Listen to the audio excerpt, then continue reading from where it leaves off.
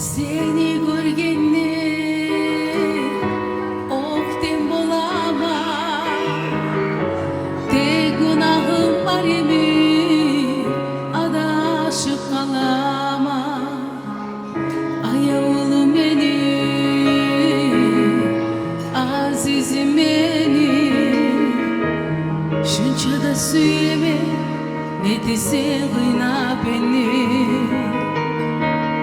Seni görgende oktem bolama, te günahım var emi adaşıp kalama. Ayağım beni, azizim beni, şunca da söyleme ne dese gıyna beni. Seni görgende bek şak bolama, gül terekleri gül açkanay gül bağda. Gerçi söylenim tez gel yanıma, sensiz bana yaşam yok bu dünyada.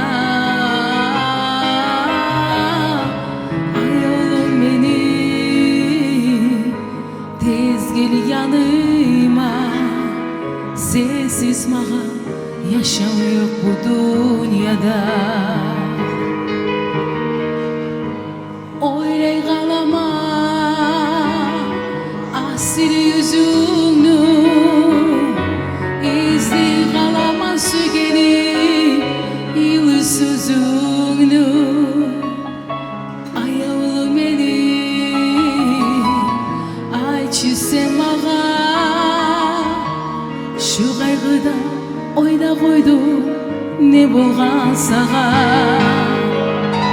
Seni görgende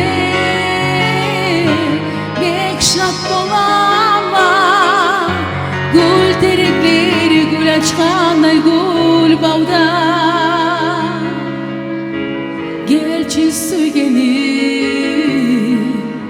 tez gel yanıma, sensiz bana yaşam yok bu dünyada. Ay oğlum benim, tez gel yanıma, sensiz bana yaşam yok bu dünyada.